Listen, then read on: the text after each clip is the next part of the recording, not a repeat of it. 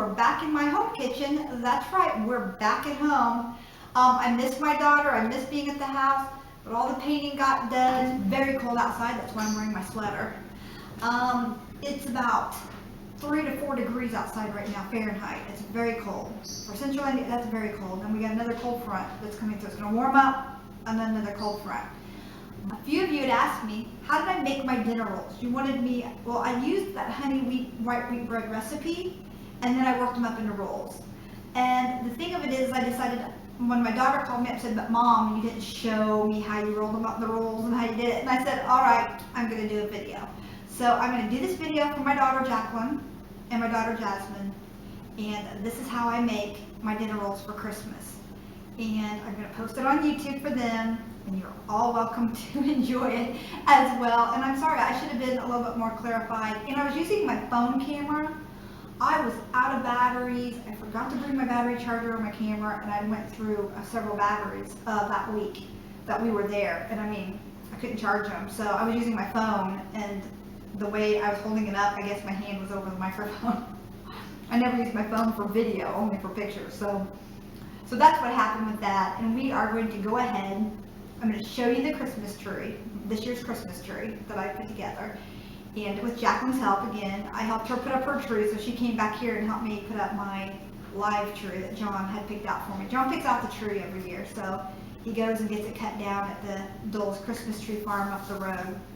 So it's fresh. It was really up, now, now it's really hanging and it's starting to get dry. It's not absorbing water, so I think he got a pre-cut tree, and he's not telling me.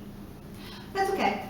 So anyway, we're going to show you the tree, and then we're going to show you how I work, my magic with that DAK bread maker.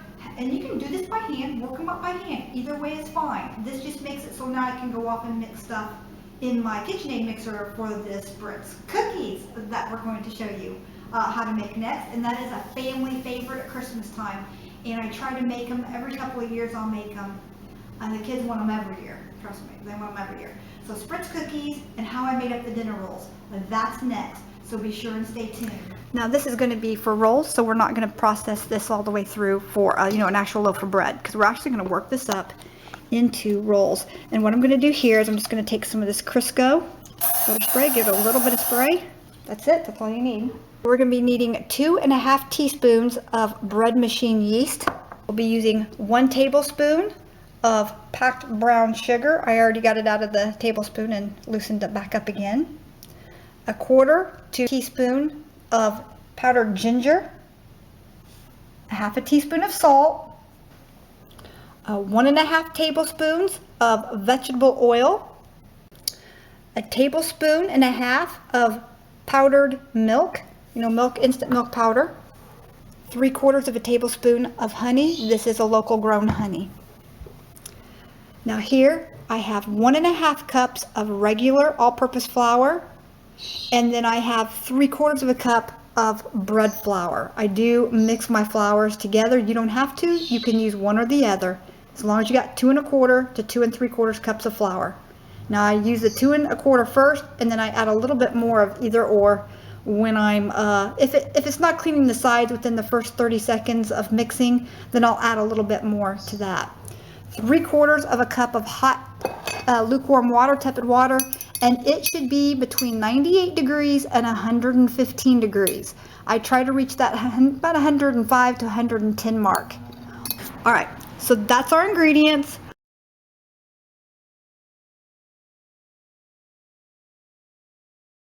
Sprayed with the butter, and we don't need a whole lot of butter spray on here, so I'm going to kind of wipe some of that back off here with my hands.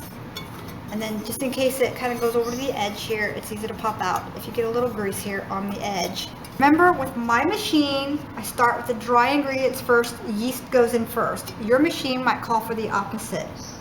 Okay? So we're going to start with the yeast, and I need 2. Then on the outside edge, I need 2.5 teaspoons of bread machine or rapid rise yeast. Okay? To that, I'm going to add 1 tablespoon of sugar, and I'm going to distribute that really well right over the top of that outer edge. I'm going to add 1 tablespoon of brown sugar, and I'm going to kind of break that up really nicely here. I'm going to add 3/4 of a tablespoon of honey. Oh, I like the honey. Oh, do you love honey? I even like it, like when I have a sore throat, I put it in a little bit of lemon with it and some ginger. Oh yeah. Now here we have 1/4 teaspoon of ground ginger and 1/2 teaspoon of salt. What I'm going to do is I'm going to put that right here inside of our actual flour mixture, okay? I'm going to blend the 2 flour mixtures together. I'm going to also going to add this powdered milk powder here, this instant milk powder. And I'll just kind of blend that in there real quick too. About a tablespoon of that milk powder.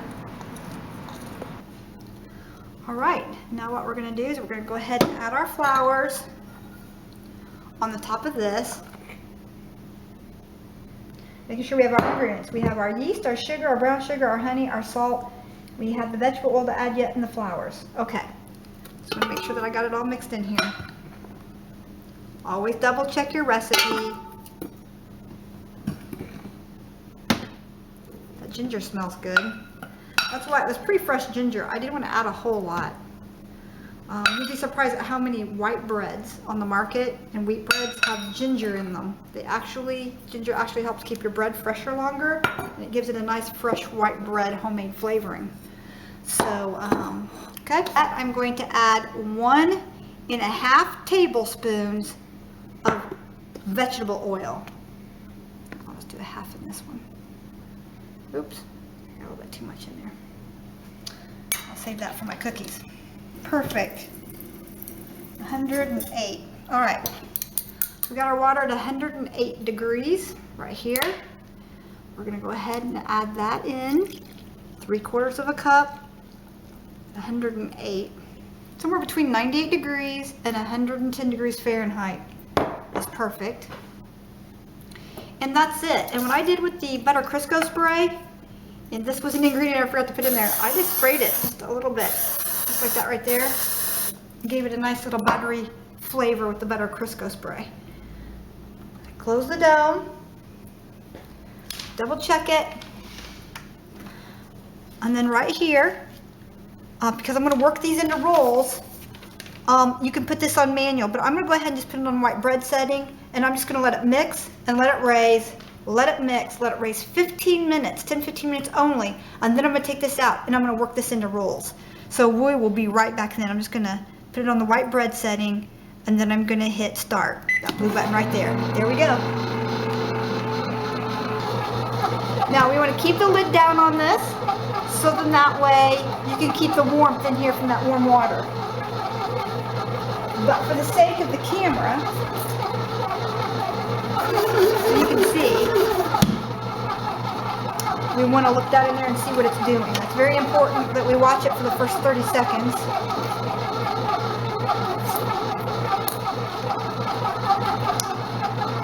I'm going to reach in here and I just want to test the dough. I'm going to feel it. All right.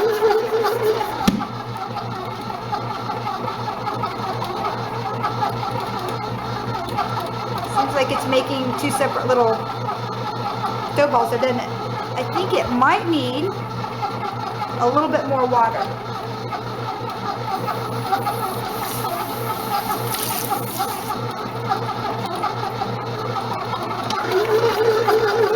Just gonna pour it down the side, and when you need to add a little more water, we're just gonna pour it down the side. And then to work that water in,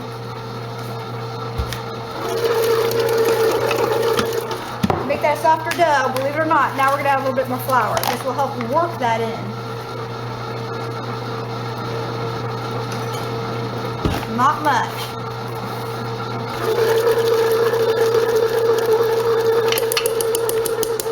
About 1/8 cup, not even that much. This will help loosen that dough up.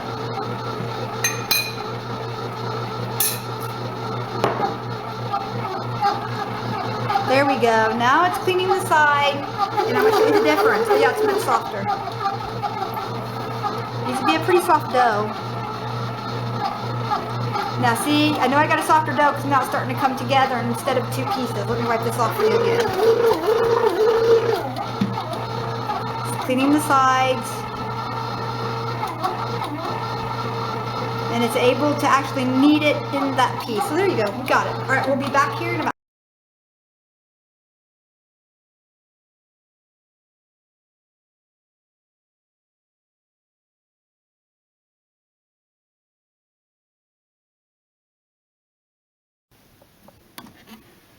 Okay, my dough has risen about another 10-15 minutes. I'm gonna go ahead and take that out now, and I'm gonna roll these into dinner rolls. All right, so you know that I lightly sprayed this with some butter flavored Crisco or some other type of spray, and I mean barely sprayed it. Just a little bit of flour on my cloth, just a little bit.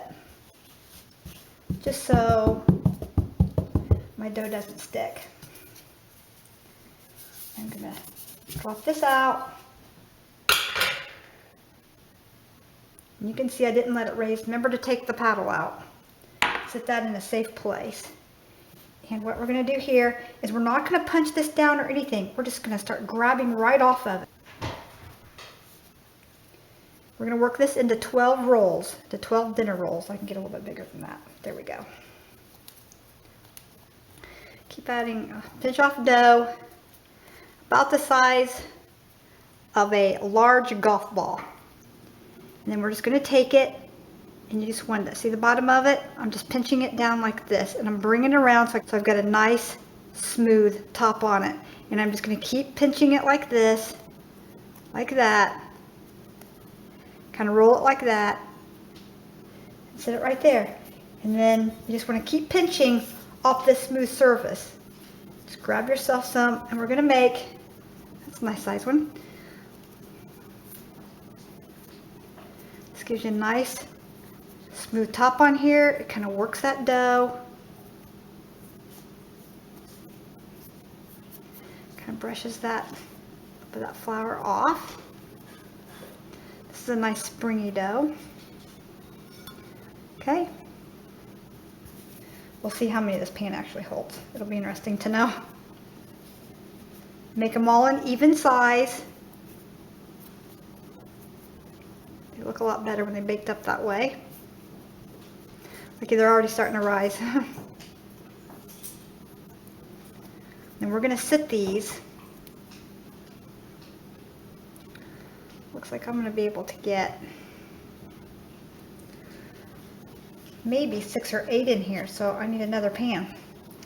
I'll have to use like a bread loaf pan or something for another set. But that's fine, because I'm going to give these away. My daughter is going to be watching this video. She's one of the people that requested the video, and she wants to try making them herself with her new bread machine. And that's awesome, because that's what these videos are for. This is actually, a lot of my recipes on YouTube are just a video library so my girls can make some of the traditional things that we had at dinner at night, like the Monterey Jack chicken, things like that. That's some of their favorite meals. The chicken Alfredo, vegetable pastas, those kind of things. Those are my children's favorite things. So can you see what I'm doing? I'm just kind of working it, and I'm just kind of pulling that down, working it and pulling it. See, I'm pulling that actually down when I do it. See that? After these have doubled in the pan, and I mean they'll be up about maybe a ½ inch above the sides of the pan, so more than doubled actually. And I'm gonna set a towel on them in a nice warm place, and when they've got a nice size to them, I'm gonna put them in a 350-degree oven. Jacqueline, this comment is for you. I think I only baked them at 350 for like maybe right around the 15 to 20 minute mark. I kind of kept my eye on them when they were golden brown on top, and you can see that video.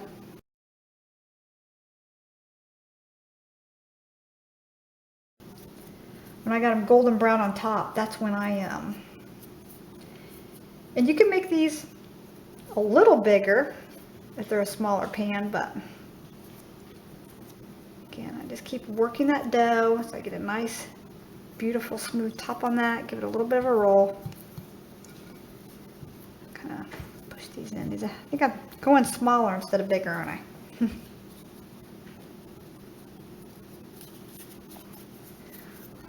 keep going.